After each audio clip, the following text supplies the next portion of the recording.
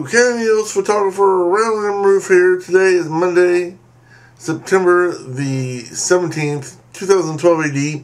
And today I want to talk to you about the EOS 6D camera as seen here. This is Canon's newest release as of today. Looks like it's got a price of approximately $2,100 or $2,099. I love how they put $2,099, but basically $2,100. And let's go over some of the features because they're kind of nice and worthy of taking note. Alright, let's go. Let's start off with let's go a little bit higher here. First of all, 20.2 megapixels, which is an improvement over the 18. Digitified processor. However, only one. Full frame CMOS. We like the full frame, so that's good.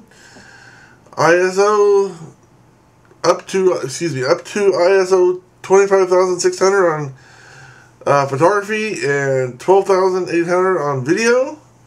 Full HD 1080p. I like that. That's very nice. Most of them have that now. Now this is a little different. 97% viewfinder. I prefer the 100%. I like the that's kind of weird. I mean, that's a little different. I'm not sure why that's that. 4.5 frames a second. Not bad. Not bad. 11 autofocus points. Not near what some of the professionals are used to. Like the 1DX or the 5D Mark III. However, 11's 11. I'm a little disappointed on that. In fact, 11 autofocus points. But I'm sure it's still going to work pretty good. Just not as good as, especially the 1DX. Okay, EOS full movement mode. We talked about that. Dual layer metering. That's kind of cool. 3.2-inch screen on the back. Direct print, so you can print to your go direct to your printer. Multiple exposure. Now, this is something we used to do with my film camera, but a lot of people don't really do this anymore because basically you can do it in Photoshop or a lot of other programs. You can do the effects you want in Photoshop. So most people nowadays don't use multiple exposure.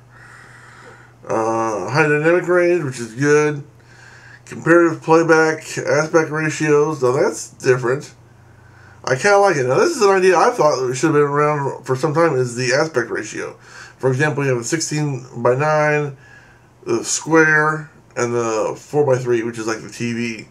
And that looks like that's what they've got here. So hopefully that's what that is. Okay, you got your RAW plus JPEG, in-camera camera RAW processing. Again, I'm not a big RAW user. In fact, I hardly ever use RAW. I use JPEG. So for me, that's not a big deal. Self-cleaning sensor units. Let's go back to the RAW plus JPEG. If you're using RAW, that might be. I mean, I don't know. I don't use RAW, so I can't really comment on that unless somebody specifically says, "Hey, take some RAW pictures," which they never do. At least not for me. So again, that to me is not a big deal. Self-cleaning sensor. That's all the Canon cameras are pretty much coming with that now. Scene intelligent auto, that's kind of nice. GPS, now this is what they should have in the 1DX and the 5D Mark III, built in. This is what they need to have. Canon, if you're out there listening, GPS in your future 1DXs and your 5D Mark IIIs. Now, for those 5D Mark IIIs and the 1DXs, they've got accessories you can add on to it. But the built-in GPS, that's what we want, built in. Let's go to auto lighting optimizer. That's nice. Feature guide, which is nice, which is basically the manual inside in a digital format in your so you can look at it from the back of your screen.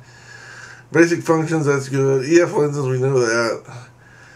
EOS system accessories, that's good. Special scene modes, those are just some features that like if you want to do I don't know. Just say, for example, you want to do, black and white, or just different some features, Some people like it, some people don't. And if it's, for me, really, again, this is one of those things where if you got Photoshop or some other program, you're probably not going to be using this. Video snapshot, which is kind of a neat feature. Taking snapshots from your video. Which, again, if you got a computer, you can do that, no big deal, but I'll be curious to try that out if I have a chance to do it. HDMI out, of course. SDXC compatibility, PicBridge, picture style, Wi-Fi certified. Now that's neat. That's kind of cool. Then we'll get down here. We got one more, which I can't even read it. Something's set up. I'm not even sure what that is.